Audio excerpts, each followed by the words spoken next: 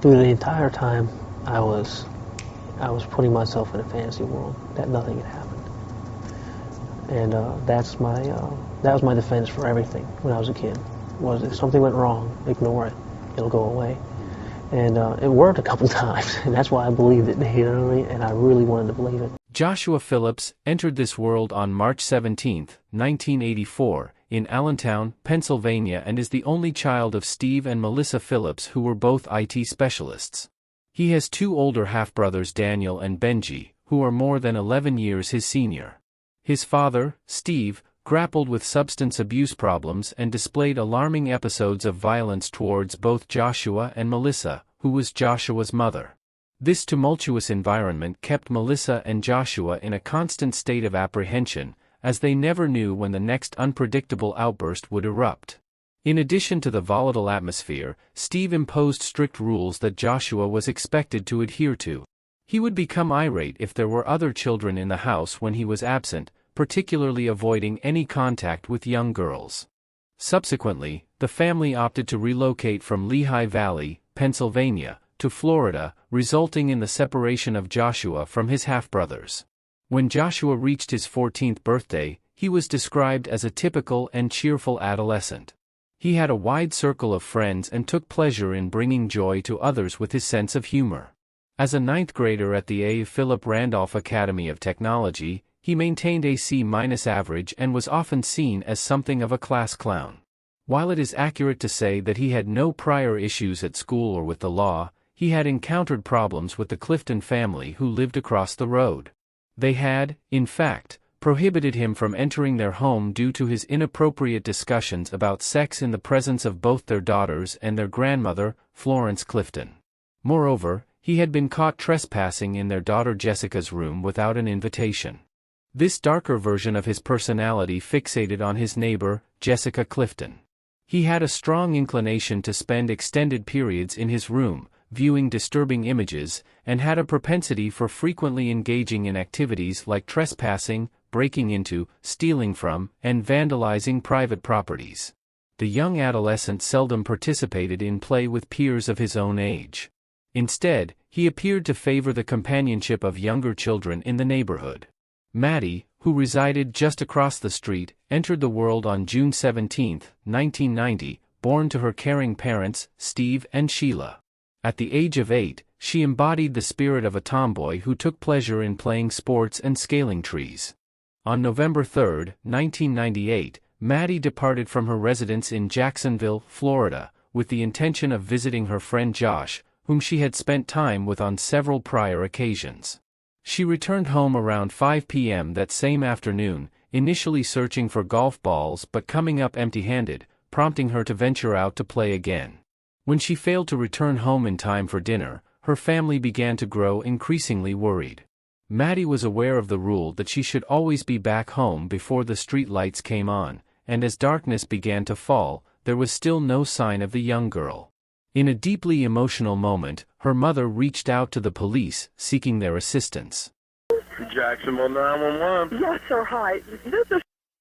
I went out to play this afternoon. I thought she was with her, and now she's missing. How old is she? She's 8 years old.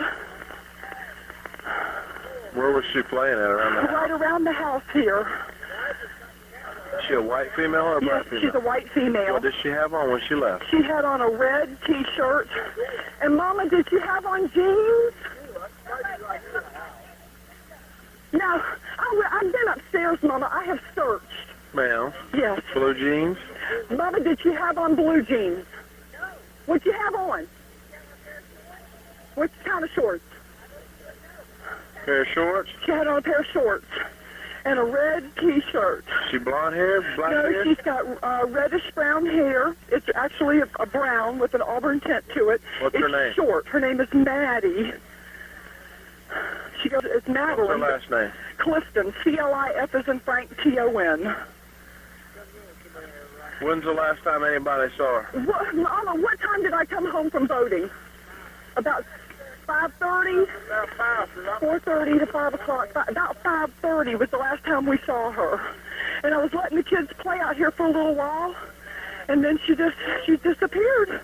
And have any friends nearby? Did you go check? I got every neighbor out here right now. Okay, the police will be there shortly, ma'am. You keep looking, okay? The next day, my house became a company.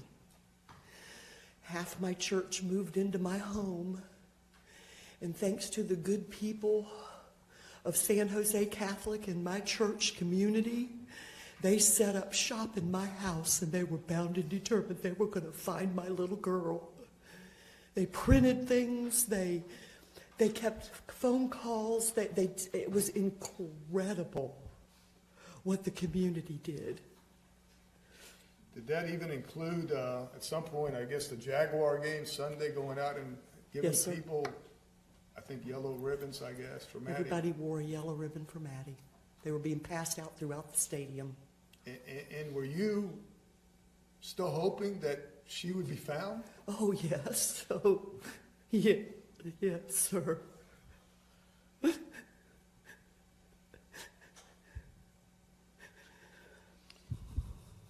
This would trigger an extensive inquiry, leading to the entire community being sealed off, and thorough searches of every house conducted. Larry Grisham, a neighbor with a prior record of auto theft and DUI, swiftly emerged as a primary person of interest. His residence was subjected to 9 searches, and he underwent questioning 20 times.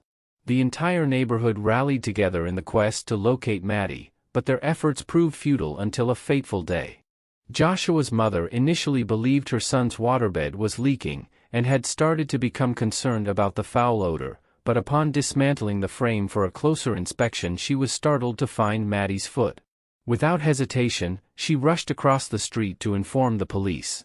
This marked the 4th visit by the police to this residence. Officers had noticed the smell, but put it down to the birds the boy kept in his bedroom at the time. During this visit, the officer was guided to check beneath the bed, leading to the shocking discovery of Maggie Clifton's half-naked body. A press conference detailing the discovery would follow shortly. I'm here to announce the arrest of Joshua Earl Patrick Phillips, white male, 14, of 6139 Fleetwood Road. Joshua lived at that address with his parents, his father, Steve Phillips, and his mother, Melissa Phillips. He has been charged with murder, and he has confessed to the crime of killing Maggie Clifton. Melissa Clifton later spoke about that awful moment. I just walked right out of that front door. Everything seemed surreal. I was about to implicate my own son in this horrifying discovery. I remember looking at the Clifton's house as I walked towards the patrol car thinking, right now they still have hope. In a few minutes, they'll know. The police knocked on the door and came in. And from the looks on their faces, I knew what had happened. I knew they'd found her. Both Steve and I knew. They sat us down on the couch and they told us where they had found her, or that they had found her. And the first thing Steve said was, "Where was she?" And the police said, "Right across the street."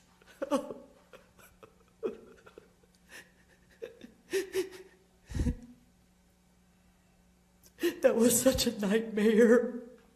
I thought we were going to, somebody had to jump on my brother-in-law to keep him from going outside that house and going and doing something horrible. It just was, everybody was so angry.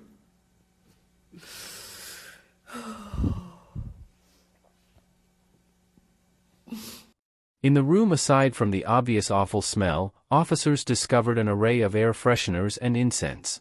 On his bedside table they found a flyer about Maddie's disappearance. The bottom of the bed had been taped together to keep the body hidden, and a baseball bat was found behind the dresser. Later, investigations would confirm his shoes had Maddie's blood on them, and her shorts and underwear, which had been taken off, were located near to her body. Josh was arrested at school and taken to the police memorial building in Jacksonville for questioning. His father was the one to tell him why he was arrested. "Joshua, your mother found Maddie's body under your waterbed this morning," he said. Phillips claimed that an accidental baseball hit Maggie in the eye and caused the young girl to start sobbing. He then described to officers that he initially carried the distraught girl to his bedroom in an attempt to muffle her cries by placing his hand over her mouth. However, as the realization of his parents' imminent return filled him with panic, he swiftly removed a wooden side panel from his waterbed, forcibly pushing Maddie into the cramped space beneath the mattress. Observing his blood-stained hands, he rushed to the bathroom to clean both himself and the crime scene. As he passed by his bedroom, he could still hear Maddie's faint moans emanating from under the bed. He subsequently reopened the already loosened wooden panel, extracted her from beneath the bed, and subjected her to further violence until she was silent. There were obvious evidence of blunt trauma to her head. It was obvious that, and from our investigation, it was apparent that she was killed immediately after she was abducted. We followed up on more than 250 leads, some as far away as Greenville, Indiana. We had searched that house 3 previous times, and the reason that we didn't find Maddie was because of the way she was encased in the bed. We had a consent to search, and ordinarily we would not disassemble furniture with the consent, with people in the neighborhood being cooperative, and as a result of that, we did not find her body. We did have dogs on the outside of this house, but the dogs never went in. So it was not like the dog missed her. During the 6 days of Maddie's disappearance, Joshua slept above her concealed body on the bed. He informed the officers that he began detecting the odor of decay by the following day and tried to mask the intensifying foul smell. However, this narrative, along with the evidence uncovered at the crime scene, raised additional inquiries. Maddie was discovered without her underwear or shorts, which were instead found near her body beneath the bed. Joshua contended that these garments had come off as he dragged her into the house, all the while asserting that he carried her while she was screaming. Nevertheless, there was no substantiating evidence to support this assertion. Nonetheless, there was evidence suggesting that during the period when Maddie went missing, Josh had been accessing explicit and violent sexual material on his computer. Regrettably, this evidence was deemed inadmissible in the trial. Phillips was tried as an adult. The trial was moved from Duval County, Florida, to Polk County over concerns about the publicity in Jacksonville. Phillips's lawyer, Richard D. Nichols, did not call a single witness for the defense, a move the prosecutors later said was a surprising and risky strategy. Nichols intended to base much of the defense on a closing argument to the jury, where he stated Clifton's death was an act that began as an accident and deteriorated through panic that bordered on madness. The trial started on July 6, 1999, and lasted only 2 days, an unusually short time due to the defense calling no witnesses. Jurors took just over 2 hours to convict Phillips of first-degree murder. Maddie's story didn't conclude in 1999 when Joshua Phillips was sent to prison. The lives of those connected to him and Maddie continued to take unexpected turns. The scrutiny directed at both families proved challenging to handle at times. Jessie Clifton, Maddie's sister, experienced a sense of losing her own identity. Meanwhile, Joshua's mother grappled with leaving her residence, and tragically, on June 27, 2000, his father, Steve Phillips, was killed in a car accident. Following a 25-year marriage, Steve and Sheila Clifton divorced. Sheila relocated to her mother's house in the same neighborhood, allowing her to remain near her daughter while distancing herself from the Phillips residence, where Maddie had tragically passed away. Eventually, she relocated to McClenny, where she resides today. In later years, Steve left the family home, and their daughter Jessie purchased it from him, finding solace in the proximity to her sister's memory. The best years of my life. And so being here, it just feels like I'm home. In 2017, owing to a modification in the law, Josh became eligible for parole, and it was during this courtroom proceeding that he at last extended an apology to the family. I've wanted to say this for a very long time, and I'm grateful that this chance to do so in person has arrived. I don't pretend to know or understand your pain or to grasp the void that I've created in your lives. I can say this: I do understand pain. I have become quite intimate with suffering. Growing up in prison, I've seen many dark things, and I've been to some dark places. Many times throughout this journey, I came dreadfully close to ending my life just to escape it all.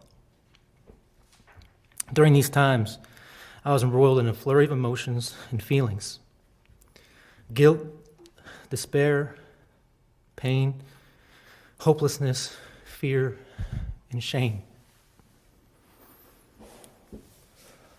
Each time, I was somehow able to continue on, mostly because I couldn't stand to put my mother through any more trauma.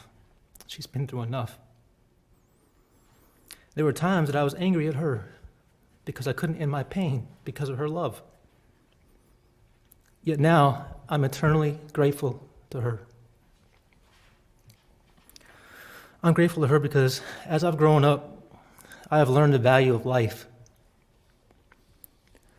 I've learned to see the beauty and joy in a world full of strife and experience the truth of unconditional love. I wish to God that I could have known this or understood it when I was 14. Had I then, none of this would have come about.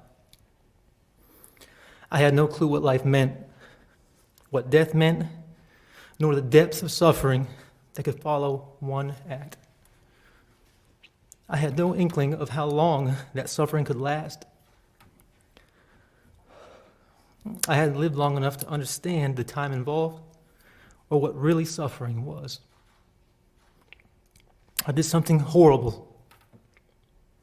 I'm so sorry. I'm so sorry for what happened. Even now, after all these years, it is just unfathomable that all this could have occurred. It tears my mind asunder to know that I stole such a precious life from you, from the world. I so wish I could take away your pain. I thank God that I've been able to continue on in life and grow, but not a day goes by that I don't think of what led me to where I'm at. Not in prison, but in life. I pray every day that you're able to live your lives in spite of the injury I've caused you. I'm supremely grateful to have an opportunity at physical freedom. Yet any joy that arises in my heart is immediately tempered by the knowledge that these proceedings bring all involved once again, face to face with the horror that occurred in 1998. When I walk the rec yard here in chains, I look to the sky through mesh wiring, and I thank God repeatedly for giving me hope. My next breath is always devoted to wishing peace and healing upon you all. My hopes, fears, and wishes probably mean nothing to you, but they are there all the same. May you know peace, may you be free from suffering, and may you feel the love that is the sustenance of life itself. May God bless you and heal your wounds as much as possible. At this resentencing trial, Josh, now 33 years old, expressed his eagerness to be released from prison with the intention of pursuing a path as a Buddhist monk and joining a monastery. Nevertheless, his prospects for release were denied, and his next parole hearing is scheduled for 2024.